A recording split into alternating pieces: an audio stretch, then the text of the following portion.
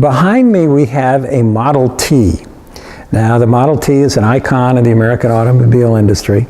Henry Ford, of course, is the founder of the Ford Motor Company, and it's a Model T Ford that we're looking at. But this particular Model T Ford is special because it belonged to Mr. Kendall of Kendall Motors, not an unknown name in the motor vehicle sales industry in modern-day Eugene. And this was Mr. Kendall's antique car. And we have a photograph, or we have seen a photograph of Mr. Kendall sitting up in Willamette Pass in the early 1960s in his car.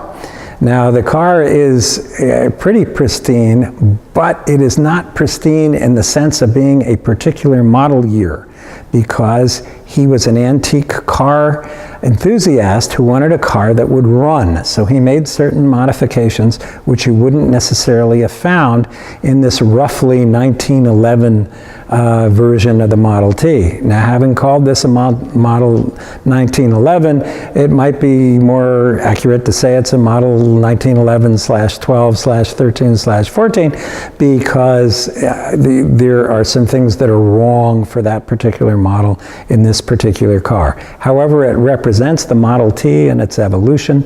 One of the most amazing things to me to find out about the Model T was that Sears eventually advertised farming implements to be tied to your Model T so that you wouldn't need a tractor. Now, farmers who tried this out rapidly found out you still needed a tractor because the Model T didn't generate enough pull and power to get you out of the mud. But for quite some time, Sears was actually selling Model T farm implements to tie to your car. Now, getting back to Mr. Kendall's Model T, it has a rather interesting aspect. Now, in the actual car, in the day, you would actually have to start it with the crank. Now, the crank over here is one of those interesting things. If you talk to car enthusiasts, they will tell you that you got to be careful when you're cranking the car, because once the engine starts to rev, if you have grasped the crank in the wrong way, it's going to flip around, hit you in the back of the wrist, and probably break some bones. So this is the era of propping airplanes, where you stood out in front of the airplane, and to get the engine started, you started to rotate the big propeller.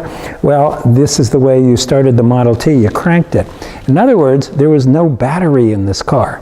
Now, having just told you that, if we were to go to the rear of the car and peek underneath, you would find out that Mr. Kendall, again looking for a car he could drive, didn't want to have to crank the car to start it up, so he put a battery in. So this car, at least when Mr. Kendall owned it, was actually started via a battery and not via the crank in the original model.